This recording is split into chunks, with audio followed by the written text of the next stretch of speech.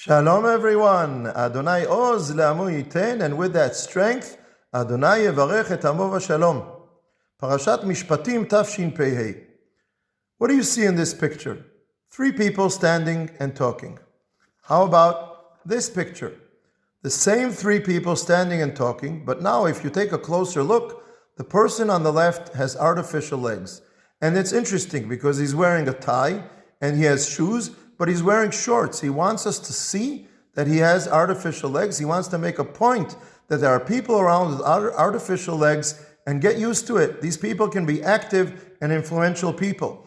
If I only showed you the first picture, you wouldn't even know that this is the situation, but this is the full picture. He wants to stand upright, looking at the other person at eye level, but at the same time to make a point that people with artificial legs can be influential, active people. The person on the right in the picture is Yossi Dagan, the head of the Regional Council of the Shomron. He is meeting with Congressman Brian Mast. That's the person with the artificial legs. He lost his legs in battle with terrorists in Afghanistan, but he decided that shouldn't hold his life back. He ran for Congress. He was voted. He's a congressman.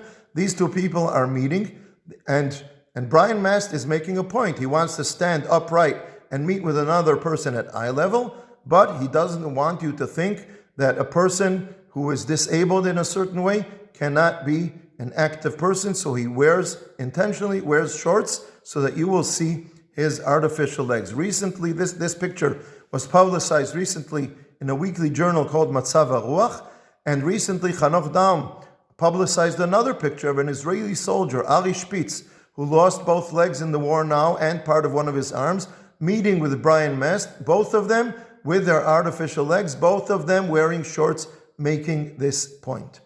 People who are in wheelchairs sometimes will tell you that because they are lower down physically, people sometimes speak down to them, speak to them like they're children. So Brian Mast wants to stand, and Ari Spitz want to stand on their artificial legs, but show you that they have artificial legs so that they will give the message, I am disabled, but I can live a full life.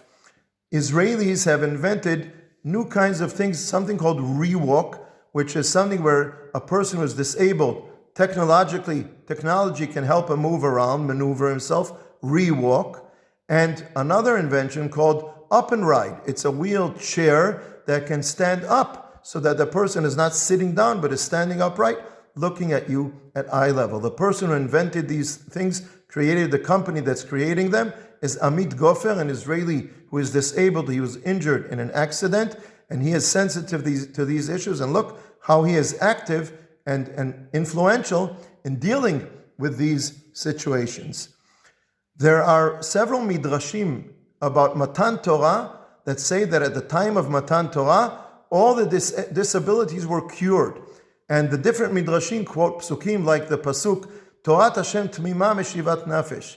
The Torah has to be complete. Or Kulach Yafa Rayati Umum En Bach from Shir HaShirim. You are all beautiful. Maybe you have a disability, but you're still beautiful. I think the midrashim are giving the message that it's not necessarily a miracle that the Torah will perform, that it's up to us. If we want to keep the Torah, we have to create the same attitude to the people with disabilities, to people who are different than one another, not to treat people differently because they are different. Twice in Parashat Mishpatim, the Torah says, you be sensitive to strangers, ki gerim eitem in beretz Mitzrayim, because you were a stranger in Mitzrayim. You were the weak one, and you were mistreated. So I am telling you to treat others in the same way that you would want them to treat you. At least 6 or 7 times more in the Torah, similar psukim appear, mitzvot that tell us, because you were slaves in Mitzrayim, you should treat people well, whether it's about charity, about justice, about Shabbat. Because if I get a day of rest, the slave should get a day of rest. And similar in other mitzvot, where it's not said explicitly, the Torah is making the point about because we were in Mitzrayim, we have to be sensitive to others. Other nations tell a story about their greatness. It's a unique thing about the Torah and about Am Yisrael, that our story is that we were slaves. We were the weak ones in a different society, and therefore the Torah is ingraining within us, don't treat other people, don't mistreat other people because now you're strong and they are weak. This is so ingrained in us, in the Torah, and even in Jews who have gotten this ingrained in our DNA for so many generations, that we stand up and fight for these issues together with non-Jews like Brian Mast, but it's important for us to fight for these messages. And the message is, number one, never look down at someone else. Even if physically you're looking down at them, make sure intrinsically you are not looking down at anyone else. Always make sure that all people get treated properly. No one is mistreated, even if they are weaker. Maybe they have a quality that I don't have. Maybe they have a talent that I don't have. Maybe I have a disability, but they have something stronger than me. And always make sure that you're not looking down at other people. This is a message of the Torah, from Matan Torah, from Yetziat Mitzrayim, including in Parashat Mishpatim. We are all created B'Tselem Elohim, in the image of Hashem. Always make sure everyone is treated properly. Shabbat Shalom.